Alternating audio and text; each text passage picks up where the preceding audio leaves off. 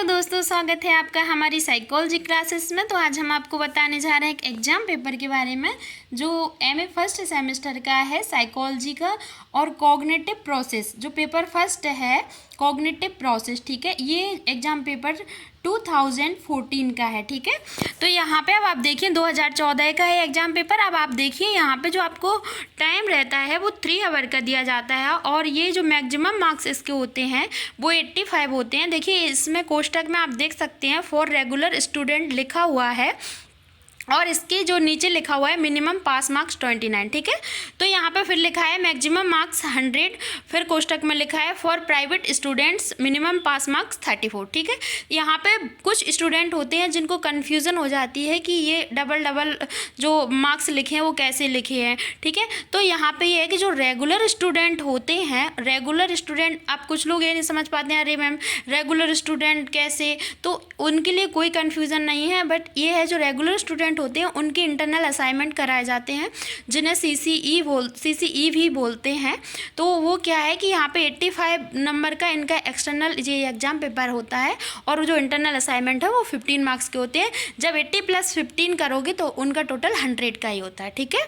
तो इसीलिए यहाँ पे कंफ्यूज नहीं होना है। तो इनके लिए है ये 29 इनकी पासिंग मार्क है, और जो 100 प्राइवेट स्टूडेंट का है उनका पासिंग मार्क 34 है, ठीक है।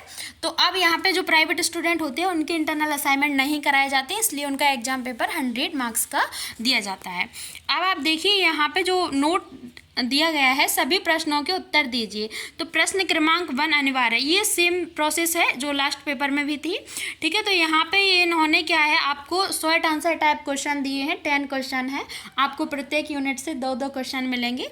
लेकिन यहाँ पे क्या है एक लॉन्ग आंसर टाइप और एक आपको जो है शॉर्ट आंसर टाइप। लेकिन यहाँ पे आपको जो 10 क्वेश्चन दिए गए हैं वो शॉर्ट आंसर टाइप क्वेश्चन दिए गए हैं, ठीक है। इनकी जो शब्द सीमा है, वर्ड लिमिट है, वो 50 वर्ड की है, 50 शब्द की है, ठीक है। अब यहाँ पे आप देख सकते हैं इन्होंने जो क्वेश्चन जो है पूछा है वो है संज्ञानात्मक उपागम से आप क्या समझते हो, ठीक है। अब यहाँ पे what do you mean by cognitive approaches, ठीक है, अप्रोच है। तो यहाँ पे क्या है आप कभी कभी इस चीज़ में बिल्कुल कंफ्यूज मत हो जाना, क्योंकि देखो कभी कभी उपागम जो है, अप्रोच है, प्रिंसिपल है, ये दोनों एक ही चीज़ होती हैं, ठीक है। मॉडल अप्रोच और प्रिंसिपल ये एक ही चीज़ होती हैं, ठीक है। तो इसलिए कंफ्यूज नहीं होना है, क्योंकि जब भी एग्जाम में पूछते हैं तो वो इस तरीके से पूछ लेते हैं। अब यहाँ पे देखिए, यहाँ पे है संज्ञानात्मक मनोविज्ञान की उत्पत्ति को बतलाइए। इसके बाद जो नेक्स्ट क्वेश्चन है वो है अविधान को परिभाषित कीजिए, डिफाइन अटेंशन, ठीक है। तो अटेंशन को पूछा गया है यहाँ पे, ठीक है। अब अटेंशन के बाद जो क्वेश्चन है वो देखिए, अविधान के जैविक आधारों का वर्णन कीजिए। तो यहाँ पे इन्होंने देखो पूछा है अवधान के जैविक आधार, ठीक है। नेक्स्ट क्वेश्चन में इन्होंने पूछा है प्रत्यक्षात्मक प्रक्रिया की प्रकृति को समझाइए, और नेक्स्ट क्वेश्चन इन्होंने पूछा है गहराई के प्रत्यक्षीकरण की चर्चा कीजिए, ठीक है। अब नेक्स्ट क्वेश्चन इन्होंने पूछा है जो कि आपका 7वें नंबर का है, काल्पनिक प्रत्यक्षीकरण क्या है, ठीक है। अब नेक्स्ट क्वेश्चन पूछा है स्नायु दैहिक साक्ष्यों को समझाइए। नेक्स्ट क्वेश्चन पूछा है निर्णय प्रक्रिया को परिभाषित कीजिए।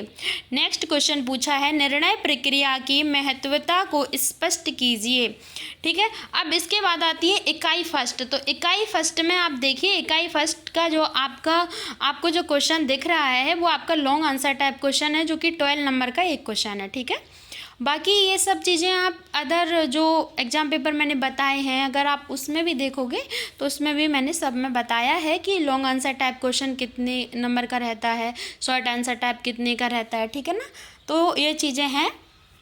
अब यहाँ पे आप देखिए क्वेश्चन पेपर के ऊपर रहता है कि वो किस टाइप का आया है और किस तरीके के उसमें मार्क्स दिए गए हैं, ठीक है। तो कभी कभी क्या होता है ये जो 3 नंबर का क्वेश्चन आ जाता है जो आपका शॉर्ट आंसर टाइप, जो अभी 5 का था ना मैंने दिखाया आपको, तो वो 3 का आ जाता है। और इधर ये जो आपका 12 नंबर का है, 12 नंबर का है, 14 नंबर का दे देते हैं, 14 मार्क्स का देते हैं, और वो जो 3 मार्क्स का दे देते हैं जो 5 का होता है, ठीक है। इसलिए कन्फ्यूज़न मत होना। आप देखिए नेक्स्ट क्वेश्चन इसका जो है आप देख सकते हैं। नेक्स्ट क्वेश्चन इसमें अथवा में पूछा गया है, सूचना संसाधन उपागम का वर्णन कीजिए। ठीक है, इसके बाद इन्होंने 21 सेकेंड से क्वेश्चन पूछा है। 21 सेकेंड से कौन सा क्वेश्चन पूछा है देखते हैं। अविधान के मूलभूत निर्धारकों को स्पष्ट कीजिए। ठीक है, तो explain basic determinants of attention. अथवा और चयनात्मक अभिधान के किसी भी एक सिद्धांत की व्याख्या कीजिए। ठीक है, इसके बाद आती है आपकी इकाई 3।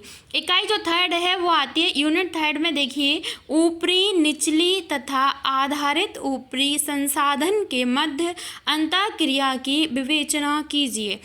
ठीक है, अब यहाँ पे क्या है, describe interaction between bottom up and down approach. ठीक है, अब यहाँ पे देखिए अथवा में इन्होंने पूछा है संरूप प्रतिविज्ञान के सांचा सम्मेलन सिद्धांत को समझाइए। ठीक है, यहाँ पे अब आपका नेक्स्ट यूनिट आएगा यूनिट 4। ठीक है, यूनिट 4 से आप देखिए कौन सा क्वेश्चन पूछा है इन्होंने।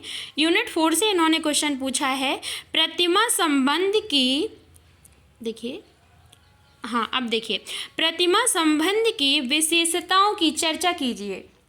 अथवा में इन्होंने पूछा है संज्ञानात्मक प्रारूपों के महत्व को समझाइए। ठीक है, तो यहाँ पे explain importance of cognitive maps. ठीक है, यूनिट 5 में देखिए, यूनिट 5 में इन्होंने कौन सा क्वेश्चन पूछा है, स्तरण एवं समायोजन स्वतः शोधों का वर्णन कीजिए। अथवा में पूछा है निर्णय प्रक्रिया में अति विश्वास को समझाइए।